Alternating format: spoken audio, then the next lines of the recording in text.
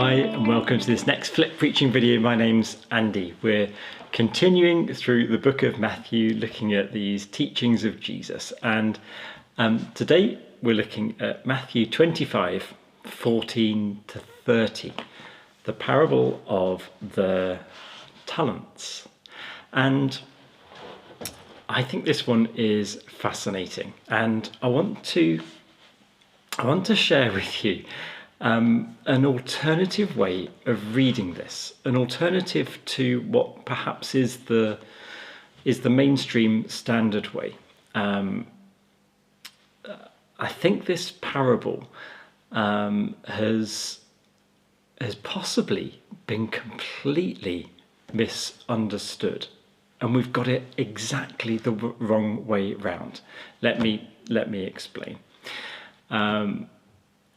Firstly, the word talent doesn't mean like your ability to sing or to juggle, or it doesn't mean talents like that at all. It's an amount of money. It's a huge amount of money. So perhaps if you think of it as like £1 million or $1 million, that sort of amount of money. It's a huge amount of money.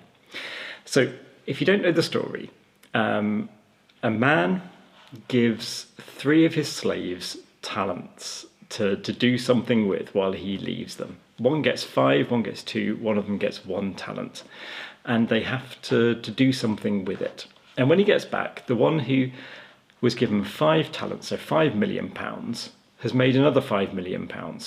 The one who was given 2 has made another 2, but the one who was given £1 million buries it and just gives him back the million. He doesn't make anything on top. And the master is furious at the one who did nothing with the money and punishes him. That's the story.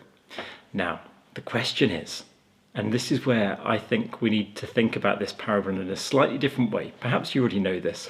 Perhaps I'm not revealing anything to you. Does the master represent God, or does the master represent all that's wrong with the world?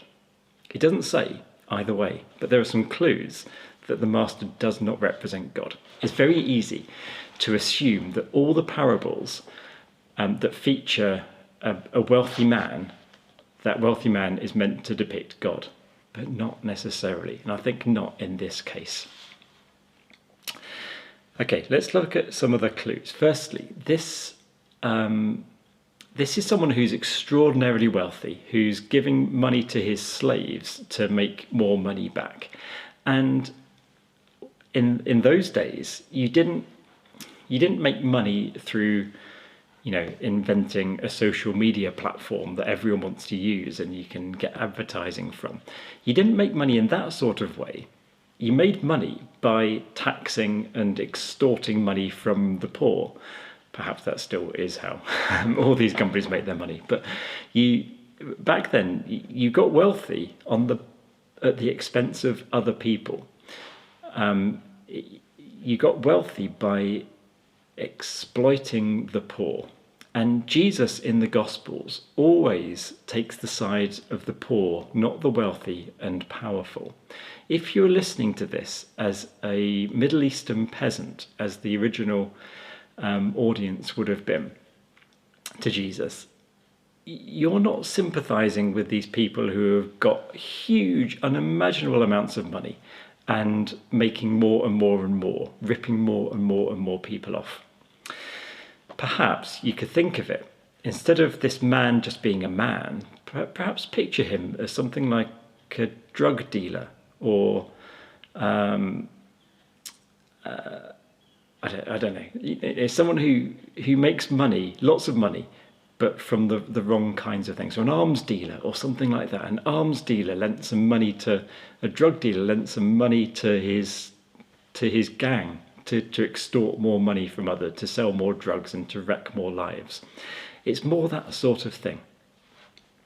When the person who had the 1 talent given to him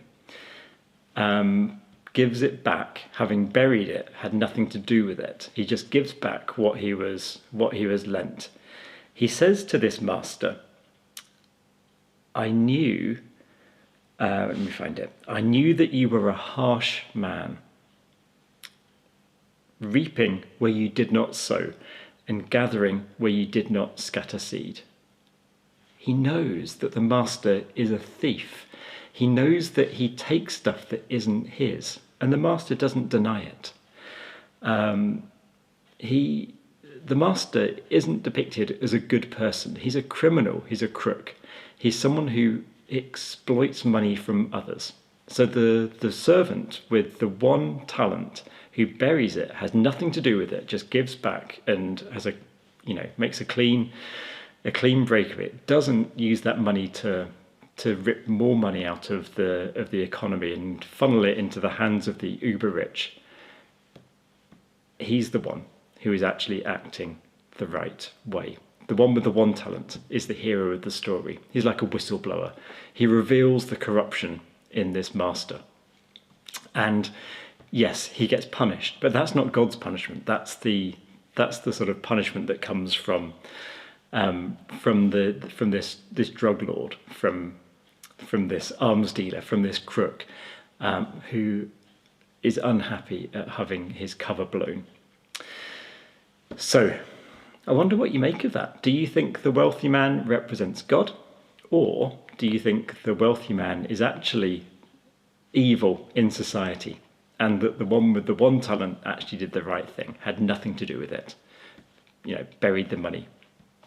Another clue, by the way, about this is that when the master is talking to the person who got 1 talent and explaining that, expressing his displeasure, he says, you should have put it in the bank. You should have deposited it with bankers so I could at least have got interest back. And in Leviticus 25 and in various other Old Testament passages, it prohibits the gaining of interest when it exploits the poor.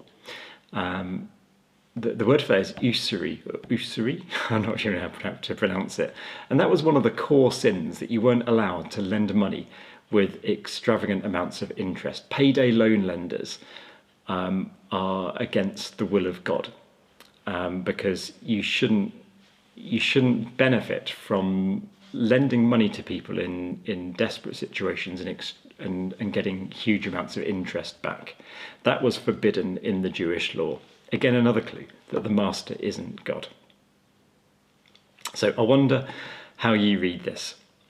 Another clue in the argument that I'm putting forward is that, in Matthew 6, Jesus said you cannot serve 2 masters.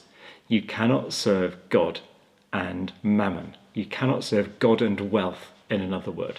The person in the story who had all this money is the epitome of wealth and gaining more and more and more, getting richer and richer and richer. And Jesus said you can't serve 2 masters. He made the clear distinction between his way and the way of wealth. He said, look at the birds of the air. They neither sow nor reap nor gather into barns, and yet your heavenly Father feeds them. And remember, this man didn't even sow or reap. He just creamed off the benefit of everybody else's hard work. So, I wonder whether you read this in what has become, I think, the sort of traditional way, which I'm suggesting is the wrong way. The idea that God gives us different amounts of gifts in life, and we've got to use them and give back more. Now, of course, that's true. We have been given talents and gifts in the sort of, we've been given abilities, we've been given things to do in this world, and of course we should do them for God. But I don't think that's what this parable is about. It's not about the wealthy becoming wealthier and God being okay with that. So I wonder what you think about this different interpretation. Does the master in the story represent God, or does he represent mammon, which we are to resist and have as little to do with as possible? Who is the hero of the story? The one with the 5 talents who made 5 more, or the one who was given 1 talent and had nothing to do with it, put it away, and just gave it back, but didn't do any more evil with it?